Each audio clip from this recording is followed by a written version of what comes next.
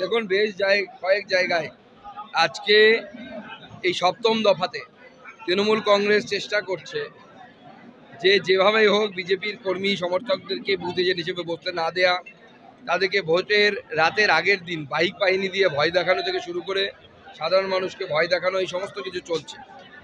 ভারতীয় জনতা পার্টি লড়ছে, শেষ পর্যন্ত আমরা লড়বো এবং আমরা এই ফেজ থেকেও সিট বাড়বো।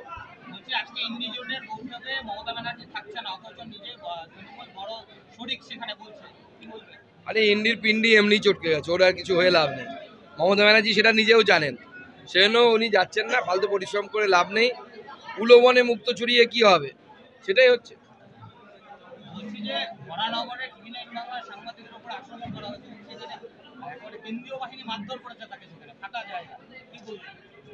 দেখুন, আমার মনে হয় মিসআন্ডারস্ট্যান্ডিং এর জন্য হয়েছে, কারণ কেন্দ্রীয় বাহিনী তো সাংবাদিকদেরকে মারধর করার কথা না।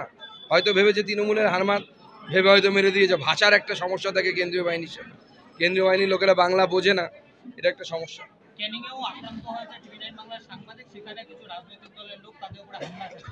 হ্যাঁ, আমরা খবর পেয়েছি। আপনাদের চ্যানেলের টপ মোস্ট যারা আছেন তাদের সাথে কথা হয়েছে, তাকে একটি হসপিটালে ভর্তি করার ব্যবস্থা হচ্ছে। আমিও সেটা বিষয়টি দেখছি। ধূপগুড়িতে 18 তারিখ